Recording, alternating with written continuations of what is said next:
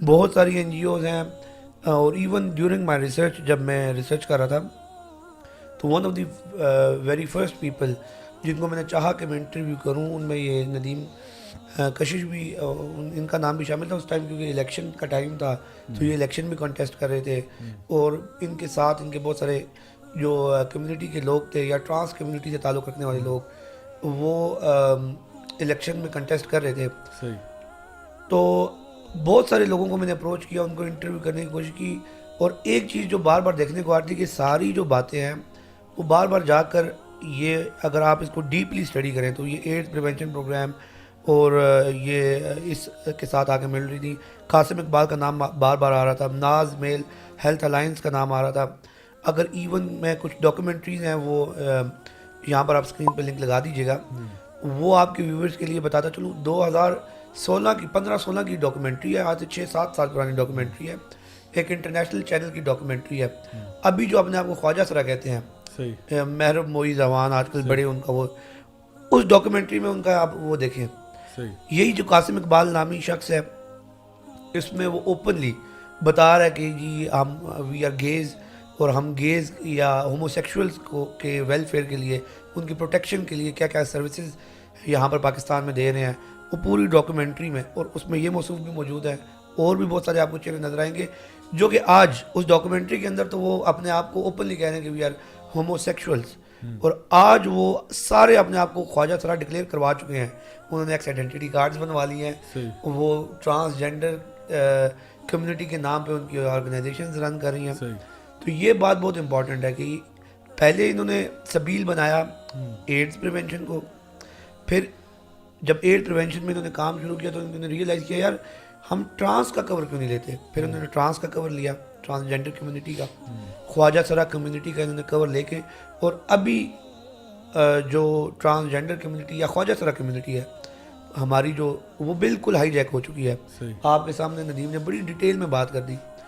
और ट्रांसजेंडर भी in the first place, जैसा पहले बात की, ये ख्वाजा सरा जो है ये भी जैसा पहले मैंने कहा पैदा नहीं होते, ये हम हमारा माशरा बना देता है अपनी लैक ऑफ अवेयरनेस की वजह से। अच्छा, एक मैं छोटी सी चीज़ में ऐड करता चलूँ और फिर मैं आपकी तरफ भी आऊँगा। वो ये कि एक तो जो हमने ये बड़ी बात की, और एक बड़ी एक अजीब और भयानक कहानी है ये कि जहाँ पे आपको माशरा जो है वो इस तरह से धुतकार देता है, और वो फिर आप एक लाइफस्टाइल में, एक कल्चर में चले जाते हैं। मुझे आप ये बताइए कि ये जो इस वक्त दानियाल भाई जिक्र कर रहे हैं कि एक होमोसेक्सुअल्स का टोला है, एक होमोसेक्सुअल्स की अलायंस है, नाज मेल हेल्थ के नाम से हो, या ये जो कासिम इकबाल का नाम लिया, या जो भी उनके साथ उनके आगे फॉलोअर्स हैं, वो उनके बारे में आपकी क्या राय है? मतलब आपको लगता है कि ये वाकई में जो दानियाल भाई कह रही है बात हकीकत पर मबनी है, कि वाकई में इन लोगों ने इसी तरह से कोई हम जिन्स परस्तों का टोला था, और वो जो है वो कहीं से फॉरेन फंडिंग के चक्रों में इसको हाईजैक करके खुद सामने आके अब अपने आप को ख्वाजा सरा जाहिर कर रहे हैं, और ये मूरत मार्च हो रहे हैं, और ये सब कुछ हो रहा है, और पीछे जो असल लोग थे, जो बेचारे डाउन ट्रॉडन तबका था, उनको पूछने वाला कोई नहीं है, हर किसी ने उसको यूज़ ही किया। मतलब अभी हम जो इस बात का रोना रो रहे हैं वो यही कि हर कोई यूज़ कर रहा है, अब्यूज़ कर रहा है, अपने मज़े की चीज़ें लेके वो फिर आगे निकल जाता है। तो क्या आपको लगता है ऐसा ही हो रहा है? जी बिल्कुल ऐसे ही हुआ है। हाईजैक हुआ है जब मैंने पाकिस्तान में पहली दफ़ा मैंने ये मूवमेंट शुरू की थी। उस वक्त कोई ख्वाजा सरा के लिए कोई निकल भी नहीं रहा था, कोई बात भी नहीं करना चाह रहा था। सही। हमने खुद पहले ही इसको मैंने आवाज़ बना के उठाई, तो ये कासिम साहब उस वक्त बिल्कुल ही इन थे, आए नए नए थे और मेरे से रब्ता करने की कोशिश कर रहे थे। सही। एक लैला नाज है, वहाँ पे रहती हैं साथी फाउंडेशन की जो चेयरपर्सन है, लैला नाज, वो भी हमारे ख्वाजा सरा ही है। उनके थ्रू ये बात चली। मैं इन चीज़ों में क्योंकि रजिस्टर्ड करवा बैठी थी यहाँ से इस्लामाबाद से, इस बात को आगे चलाने के लिए बाकायदा तरीके से कि भाई होना क्या चाहिए। उन दिनों में ये कि भाई सब ने अपनी अपनी एनजीओ बनाई, औरतों ने बच्चों के नाम पे, मंशियात के ऊपर, उसके ऊपर, तो क्यों ना मैम, क्योंकि हमारा एक अलहदा मसला है, हम बीच में शामिल ना ही हो तो बेहतर है किसी के अंदर ना। अपने आप को एक तो पहले नंगा खुद करना पड़ेगा, अपनी प्रॉब्लम्स को शेयर करनी पड़ेगी, अच्छी हैं या बुरी हैं वो तो बाद में देखी जाएंगी।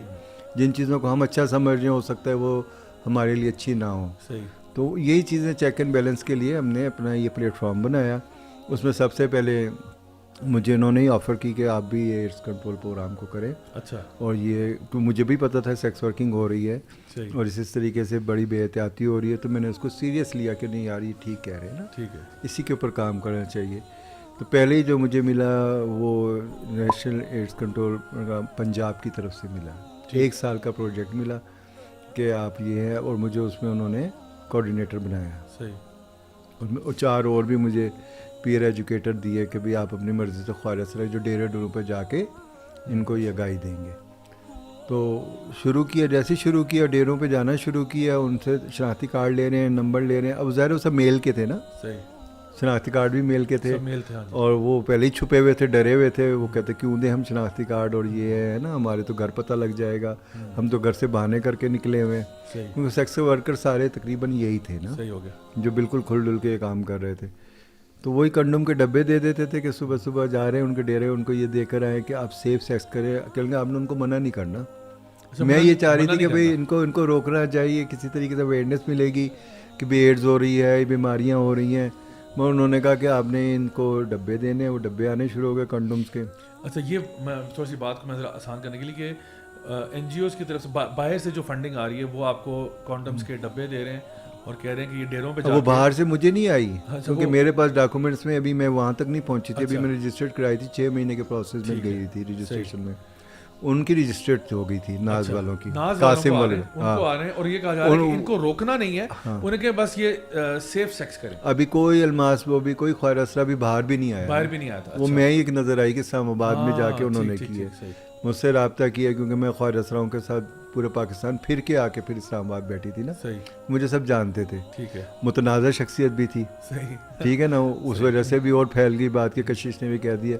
मगर वो जब मैंने 3-4 सालों में वो चीज़ें जब खुल दी गई, ऐसा ऐसा उनको बेनिफिट मिलने शुरू हुए, वो उसमें भी जब हमने देखा कि ये तो सिर्फ इनको सेक्स ख़त्म नहीं कर रहे, उसके बारे में मज़ीद आगाही दे रहे हैं हाँ, कि सेफ सेक्स कैसे होना चाहिए, कैसे होना चाहिए, और बल्कि उनको सेक्स वर्किंग का भी अलाउ कर दिया बिल्कुल, कि आप कर सकते हैं मगर कंडोम के साथ। हाँ। अगर आप एड्स नॉमिनेट हो गया फिर भी वो सेक्स वर्किंग कर रहे हैं, अच्छा, ठीक है, ठीक है ना। सॉरी, अलाउ किसने कर दिया? मैं माफ़ी चाहता हूँ। यही एड्स कंट्रोल प्रोग्राम ने, यानी कि वो उनकी जो अवेयरनेस प्रोग्राम है ना, उसमें वो इन्होंने कहा इनको मना ना करें, अगर वो सेक्स कर रहे हैं तो मगर एहतियात कर लें।